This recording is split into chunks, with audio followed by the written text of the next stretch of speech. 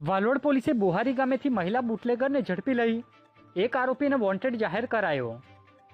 Valod police ટીમના માણસોને મળેલી બાતમીના આધારે બોહારી ગામે રોહી અંગે રેડ કરી હતી, જ્યાં મહિલા આરોપી કોકિલાબેન હળપતિના ઘરના પાછળના ભાગેથી 37 બોટલ વિદેશી દારૂની મળી આવતા કાર્યવાહી હાથ ધરી હતી, જેમાં એક આરોપી વિકાસ ચૌધરીને વોન્ટેડ જાહેર કરાયો છે, જે બાબતની વિગત 5 કલાકે પ્રાપ્ત થઈ હતી।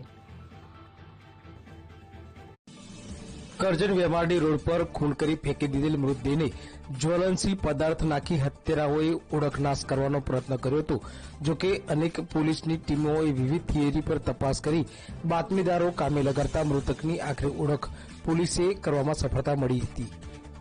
5 દિવસ અગાઉ કરજણ તાલુકાના વેમારડી સીમા ખેતરમાં બાળી દીધેલ એક ડિકમ્પોઝ મૃતદેહ મળતા પોલીસ ઘટના સ્થળે પહોંચી FSL, dog squad, SOG, LCB વિવિધ ટીમો બનાવી તપાસ હાથ ધરી હતી। જોકે આખરે ખૂન કરી મૃતકની ઓળખ પુરાવા નાશ કરવા તેના પર જ્વલનશીલ પદાર્થ નાખી દેવાતા પોલીસ માટે મૃતકની ઓળખ મુશ્કેલ બની હતી।